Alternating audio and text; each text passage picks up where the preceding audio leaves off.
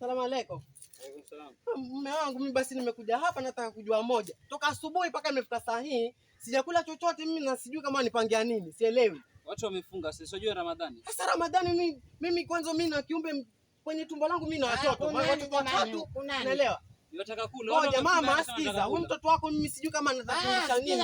Ongea kwa kutulia. Usianye kama mpe kwa masala ya kwenye matiti. Sawa najua lakini mimi nataka kujua ukweli. Mimi nitakula hapa ama nitakaa na njaa? Sikiliza kama mwezi mniache mimi niende kwetu. Ulipompenda Abdalla wangu huyu kumwona handsome boy huyu basi Muislamu ndio afunga tena mifungo yote. Hajawahi watamfunga hata mmoja ya sala zote. Sasa niulize mimi. Sikiliza ajenda babake. Mimi nishaolewa hapa ni kweli kuna ujauzito nikawa ninafunga. Sasa wewe endelea kupiga makelele zako hapa sasa atakufunga. Niko na ujauzito hata panya wazaa. Sasa sikiliza jamani mama. Sasa hichi kiumbe humu ndani hata ni mjukuu wako. Wewe utakuwa mchawi wewe. Sasa kwa taarifa yako nataka nikwambie hivi. Na huo mdomo wako ufunge nitakupasua. Kama mnataka kunifukuza nifukuzeni mimi siogopi. Kama unapea nipe fea niondoke. Wewe tembea. Kama huwezi ni bamba.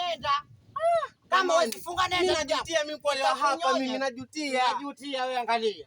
Najutia nini wewe jamani? Watu kama hawa ndugu zangu hawa wanaharamisha hii hali. Wanaharamisha mwezi wetu mtukufu. Watu kama hawa mimi nitamwacha.